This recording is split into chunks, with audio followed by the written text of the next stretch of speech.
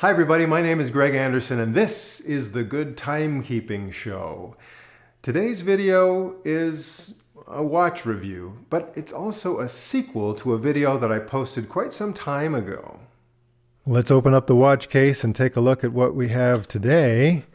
You know, I've been making videos for quite a while for YouTube, and to date, my most popular video about watches is the video about this watch right here. It's the Casio G-Shock MTG-900. Got a lot of views on this one. I really appreciate the views. But even when I made this video, I knew that Casio was releasing, or maybe had already released, an updated version. So it's time to look at the updated versions. Let's look at them right there. Oh, look at that. This is the MTG-M900A, and this is the MTG-M900BD.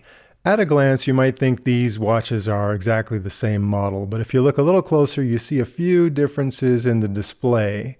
The thing I like to look for first to figure out if it's the older model, that's the one here on the left, or the newer model here on the right.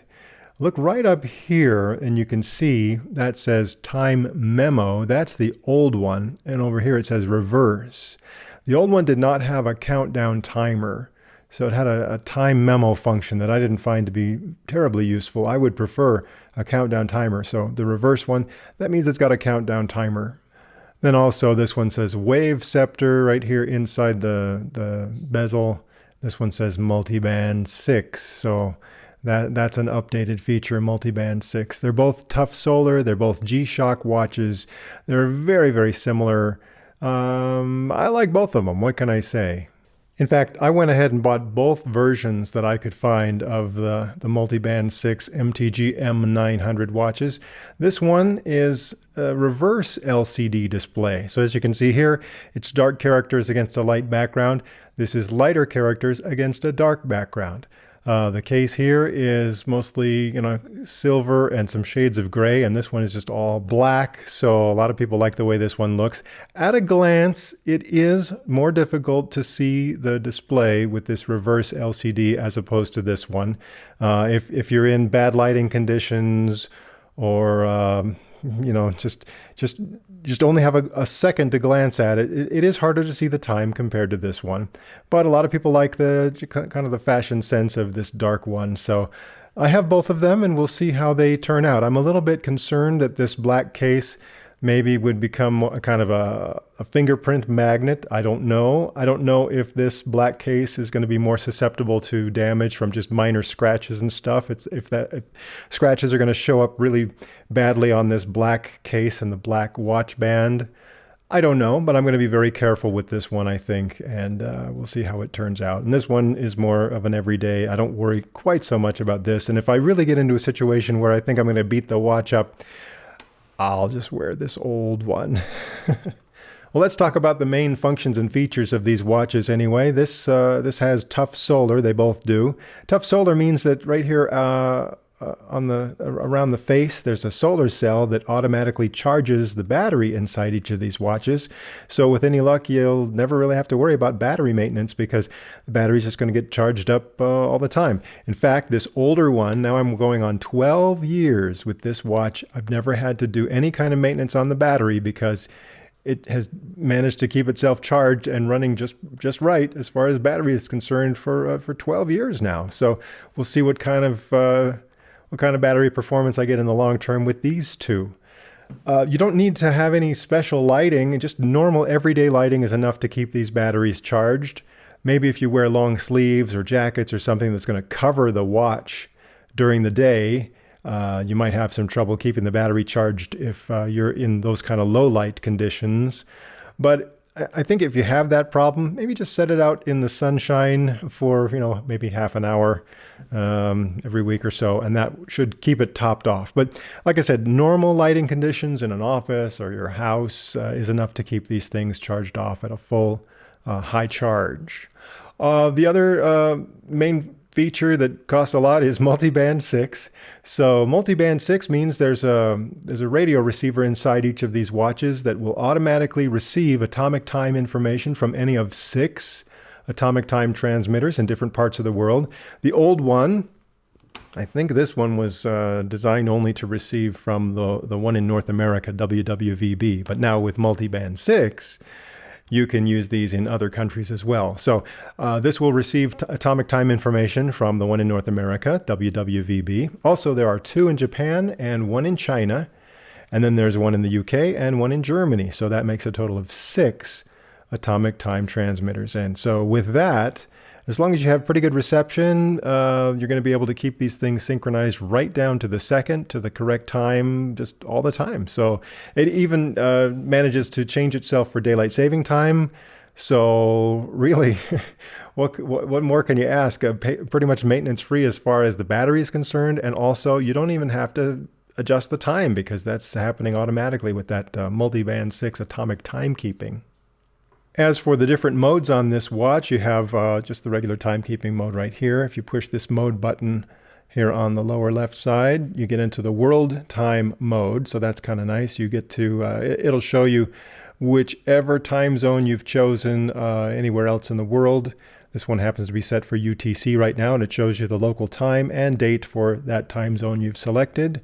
Over here, you've got your alarm and hourly signal mode. So I've turned it to beep every hour on the hour. You can have that on or off. There also are 4 daily alarms that you can turn on or off, and a 5th alarm, which is actually a snooze alarm. The snooze alarm it'll go off at the time you've designated, and then every 5 minutes it will go again until half an hour has elapsed. So a total of 7 times it'll beep every 5 minutes with that snooze alarm feature. And I kind of like that it shows you the local time down there in the bottom of this display while you're enabling or disabling or otherwise setting up your alarms.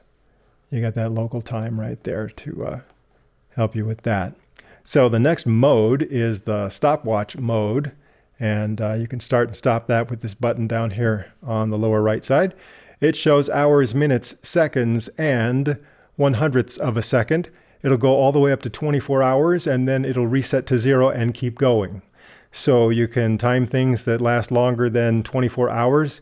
You just have to keep track of how many days it is, and the watch will keep track of hours, minutes, seconds, and 100ths of a second. There's also a split time or kind of a lap timer on that. So, that's pretty standard for stopwatches on wristwatches. However, maybe the full 24-hour stopwatch is kind of special. Then there's the countdown timer. So you can count down. You can set this up for, you set the hours and the minutes. Let's see where, hours and minutes.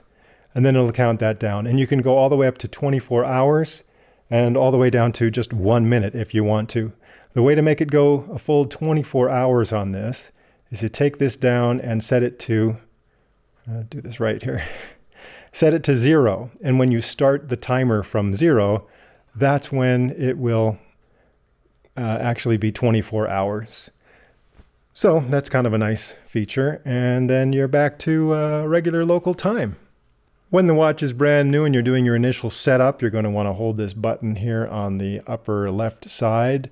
Hold that in, and then, the first thing you're able to set is your home time zone. Home time zone is named after a major city in that time zone. So I'm in the Mountain Time Zone. That's the Denver time zone. If I push the button here on the lower right side, it's as though I'm going eastward on the map and selecting other time zones. Oh, look at that. My watch is beeped at the hour. Oh, except that one. That one's not atomic. Neither is that one. Okay. And then if you push this button on the upper right side, it's as though you're going westward on the map and selecting your home time zone. Then push this mode button again, and you can have it display automatic daylight saving time, or you can select it to have daylight saving time to always be, let's see, where are we? Always off, or always on, or automatic. Next thing, you can select 24-hour or 12-hour display on your digital time there. Then here you can manually set the time, seconds, hours, minutes, and they're the year, month, and date. You can manually set the time if you're having trouble receiving it automatically with the atomic time receiver inside the watch. However, if you set the time manually, it's going to be replaced by atomic time the next time that the watch is able to successfully receive that atomic time information. Now this is a nice function here. I like this mute, and the older watch didn't have this. So you can turn this to what that's got. It says key with looks like a little musical note. And see, now in this mode, every time I push a button to change modes, or I want to start and stop the stopwatch, I get a little beep.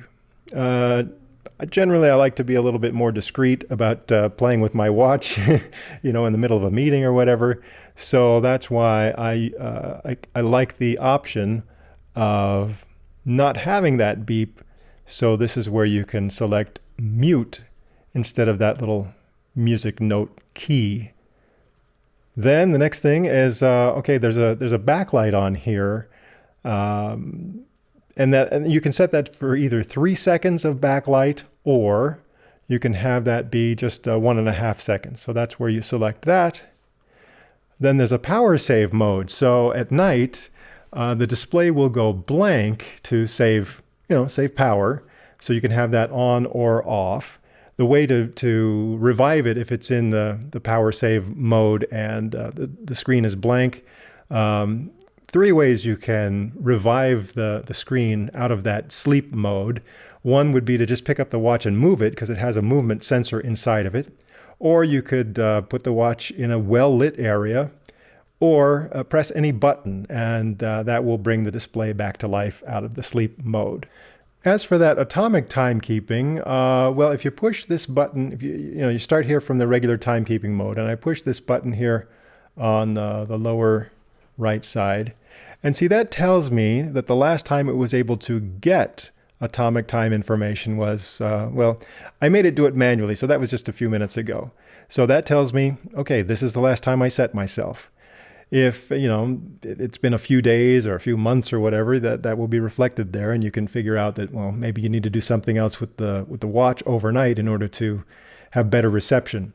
This watch is going to attempt to receive atomic time information once every hour starting at midnight and going through about 6 a.m. So if it's able to successfully receive its atomic time information automatically, before 6 a.m., it's going to stop trying until the next night. So if it gets it on the first try, just a few minutes past midnight, it's not going to try again until the next night. So that's kind of fun. If you want to, you can, you can manually initiate the atomic time reception whenever you want to by holding this button here. But it won't do it when there's a countdown timer running. And what do you know? I have a countdown timer running, so let me turn that off. Stop the countdown timer. Where am I? Okay, now it's stopped. Now I can go in, and from this screen, I can just hold this button down on the lower right side. Hold that down for just a couple seconds. And now it's going to initiate atomic time reception. I've just manually initiated that. Right there, L1, it's telling me that reception is level 1, so the strength is level 1. It can either be level 1, 2, or 3. Level 3 is the best reception. Oh, there we go. Okay, so right here with all this video equipment and stuff around, it's probably making reception a little bit more difficult. Also, we're in the middle of the day. Reception is better overnight. But if I have this at a level 3 reception, it'll take a few minutes, and it will reset itself to the correct atomic time information if it happens to be off by a fraction of a second. So that's the way you can manually initiate that. Also, let's see if I can turn that off real quick. If I'm right here in this Get screen, I can go up here to the Adjust button and hold this down, and this will allow me, if I want to turn off the automatic radio control reception of that atomic time information. So I can toggle that off if I want to, but I really don't want to. I want that to be on. So that's a little known function that I would recommend just leave it on. I don't know why you'd want to turn that off, but you can if you want to. Now let's just quickly look at the backlight on these watches. This is actually a button right here with a G on it, that red G. That's the backlight. So you push that. That's what it looks like. On this other one, see, it's the reverse LCD display. So that's what the backlight looks like on that one. And they also each have an automatic switch built in. So it's a sensor, and as you pick the watch up and kind of turn it towards your face, it automatically turns on based on the movement that it senses. So both of these have that automatic backlight sensor. Let me see if I can reset this one. Turn it up towards my face, see, and then it automatically comes on with just that motion. The way to enable that is you press and hold this light button, and when you hold it for just a couple seconds, see there's a little something right here in the display. Watch this area right here above where it says DST there. If I hold this, then that will come on, and it says, that looks like a little light and it says auto. So you can disable that if you, for example, if you're wearing a jacket or a long sleeves and this is turned on, and so the watch thinks it's in the dark, and every time you move your wrist with that same motion, that certain angle, it's gonna enable the backlight and maybe wear down the battery faster. So that's where you would want to disable that function right here. Now, some folks are a little critical of these watches because there's a mixture of metal pieces and plastic pieces, and they wonder how that's going to hold up over time. So here I can show you after 12 years. See right here, this is kind of a painted plastic. So, maybe the color's a little bit different.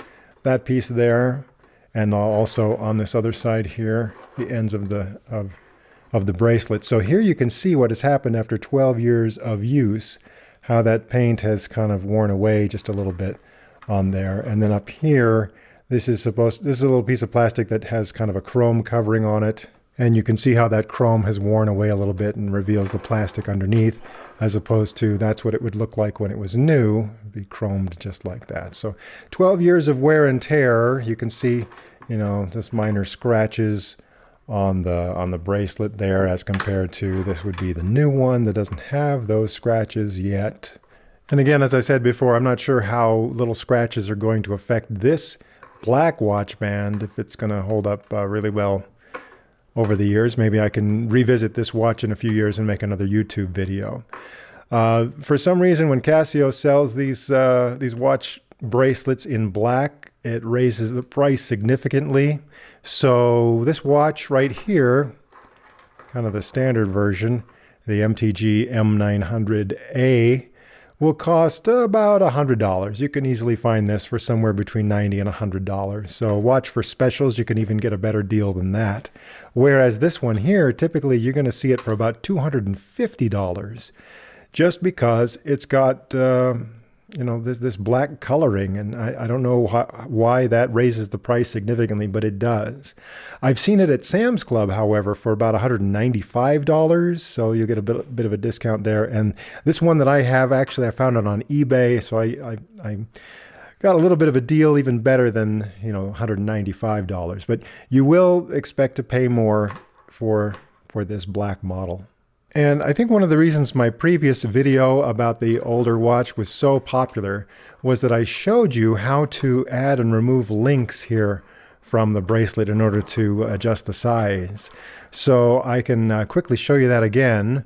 You have on the inside of the bracelet here some places where you can just use a spring bar tool to pull those links in and out. Let me just show you.